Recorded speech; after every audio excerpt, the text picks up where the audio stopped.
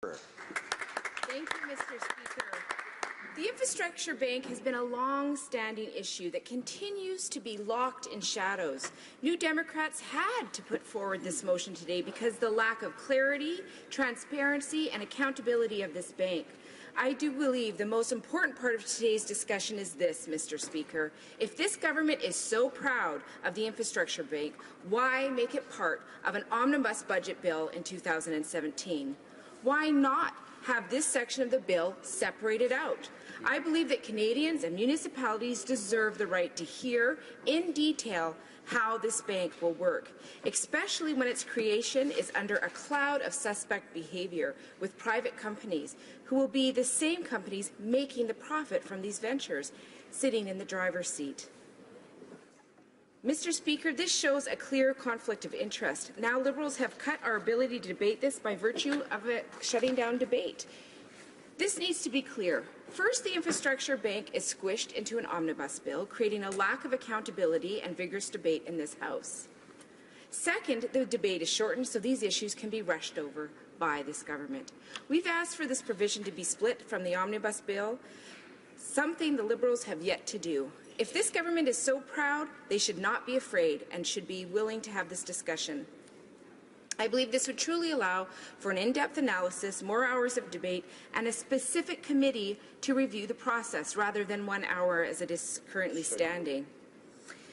This provision will be reviewed quickly in committee in conjunction to the 300 pages of legislation and create changes in Bill C-44. This is a lack of accountability. It is important that all parliamentarians take this seriously. The Infrastructure Bank has a general lack of clarity. This reveals many alarming issues surrounding the scheme, many measures that will have to be dealt with in future legislation. The lack of transparency is troubling. The bank will be able to withhold important information from the Attorney General of Canada and the Parliamentary Budget Officer under the guise of sensitive commercial information.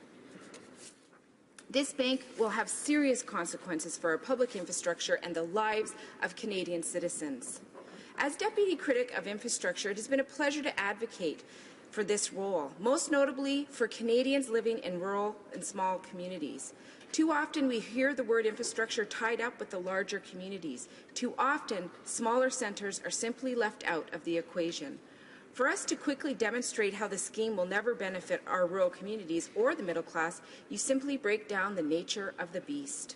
Bottom line, private investors won't be joining this government scheme for the pleasure of building infrastructure.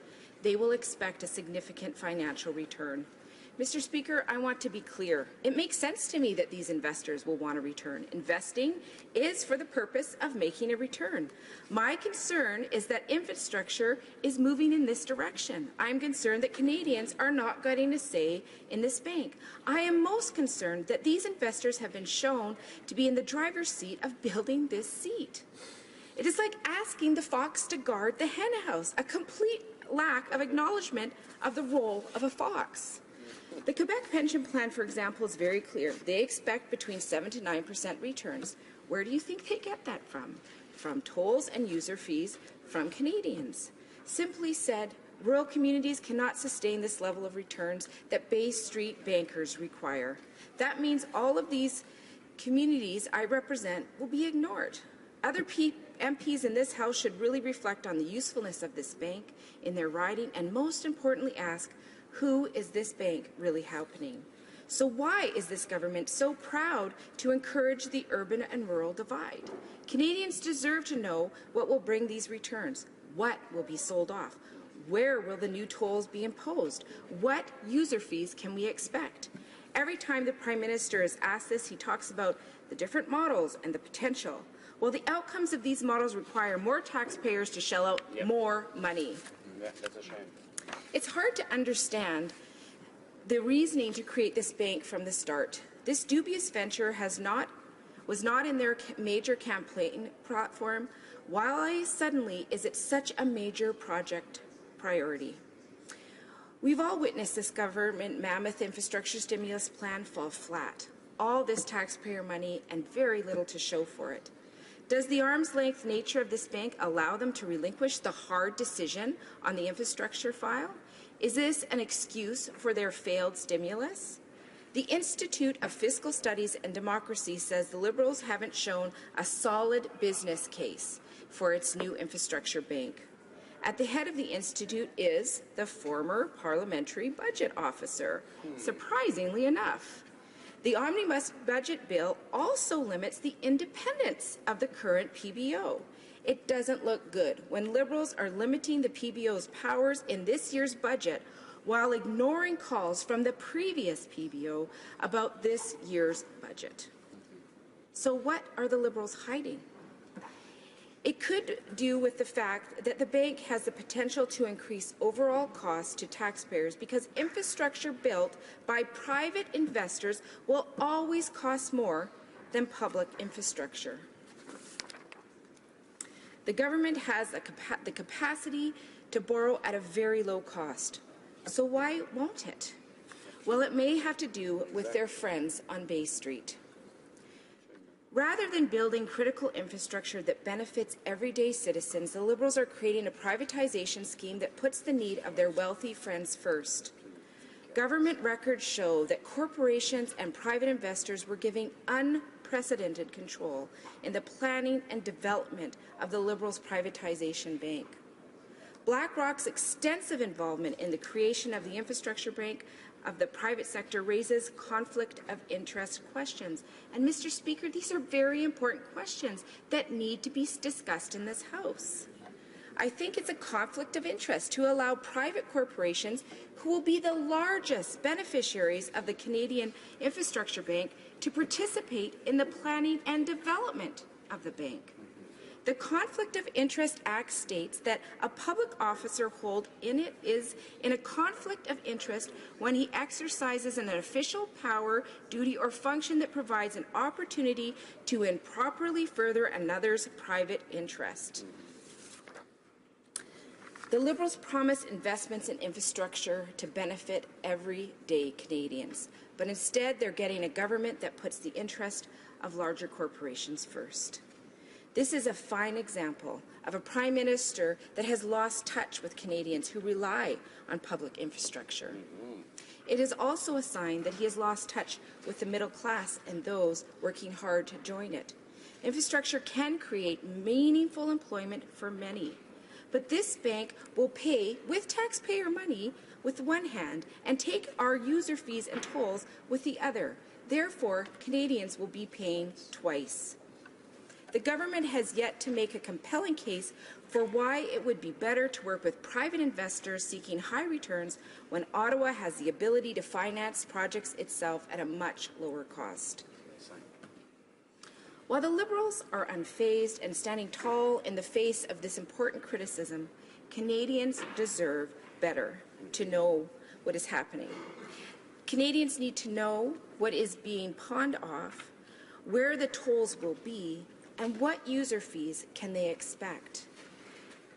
This project will hinder the growth of middle-class Canadians by imposing costs that will line the pockets of millionaires and billionaires while leaving everyday Canadians on the hook. While the Liberals and their buddies are too busy figuring out how to make this venture profitable, Canadians are quickly figuring out how unaffordable and impotent this government is. Mr. Speaker, in conclusion, I'd just like to say that last night on Power Play on CTV, the member of Gatineau said in a panel about the infrastructure bank that Canadians don't need to know. I disagree, Mr. Speaker. This government needs to take this discussion out of the backroom secret meetings, pull it out from the Omnibus Budget Bill, and put it in this House for debate. I hope this government will stop hiding and do the right thing. Thank you. Questions and comments. The honourable member for Montarville. Mr. Speaker, honestly, I actually preferred the approach of the colleague who spoke just before the presentation. Because there's a whole list of allegations here and speculations that aren't even based on logic. And I don't think that's a good way of informing people about how this infrastructure bill will actually help people. Public transit, internet connection, Now, these are services that have a real impact on people's day-to-day lives. So I want to know, what budget will my colleague be able to count on, not only to invest in these types of projects, but also maintain them? For North Island Powell River. Thank you, Mr. Speaker. And you know, I have the great honor and privilege to represent the riding of North Island Powell River, the third largest riding in BC, with many remote communities that are asking so much for help. They need sewer and water. You know, I have one community in my riding that is at risk of forest fire because they simply don't have the water pressure for their fire trucks to get the water that they need. I have many communities that are begging for the infrastructure so that they can have meaningful internet access, because it would open up doors to them. So this is what I have to say to the honourable member's question. If we are so proud on this side of the House of the Infrastructure Bank, why is it not in this place for discussion? Why are they hiding it? And why are they in secret rooms talking with corporations who will make the profit and not having the discussion here where it belongs? Questions and comments. The honourable member for South Surrey White Rock. Well, thank you very much, Mr. Speaker, and I thank my colleague for her speech and her comments. My question to her is, because there's $15 billion being extracted from projects that have already been announced in communities, $5 billion coming out of public transit projects, $5 billion from trade and transportation corridors, and another $5 billion from green infrastructure projects. And I just want to ask her how she feels that's going to impact her community. Member for North Island Powell River. Thank you, Mr. Speaker, and thanks so much to the member for that important question. It's important to be looking at the realities of where the funding is going in terms of infrastructure, where it's being taken out of projects that are desperately needed across this community, across this country. You know, when I look at the reality, and I spoke about it in my speech, I serve small communities. The largest community I have is just over 34,000 people. The smallest are about 20 to 30 people. So when you look at them and the challenges they face, they're very unique. I think of Kinkum right now, who's desperate for funding to help them to get off diesel because it's costing them too much money. A small Indigenous community trying to build up an economy for themselves, paying all of that money towards their cost for energy. So it's not going to have an impact because those small communities, Mr. Speaker, they can't make the returns that the Bay Street people want. And that's why it needs to be separated. I am so concerned that this government is not separating this very important information and making it legislation so that it can be accountable, talked about, and something that is open so that Canadians have a right to have their voices heard. Questions and comments. Secretary of Parliament. The Honourable Parliamentary Secretary to the Minister of Infrastructure. I think what the honourable member just said is precisely the point. She seemed to suggest in her speech that only large communities can benefit from large projects and that rural communities, smaller communities, can't benefit from larger projects. And in the case specifically of getting communities off diesel or coal, these are projects that may be of some interest to the bank itself, but also to the $2 billion project, specific funding project in traditional infrastructure we have for smaller communities and northern communities. I'm wondering whether the honourable member has actually given consideration to that thought and believes that we can actually have larger projects in smaller communities as we plan to do where it's feasible in our budget plan, and has she given that any sort of consideration before she spoke today? Thank you. Honourable member for North Island Powell River. Well, I thank the member for his very interesting question. I want to clarify, at no point did I say that smaller communities couldn't benefit from larger projects.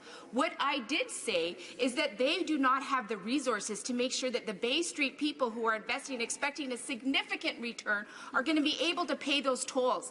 And I don't know why we can't have a discussion about what those tolls are going to look like in this place, what we are asking Canadians to be on the hook for. It's shameful that this government will not separate these bills. It's too important. Do right.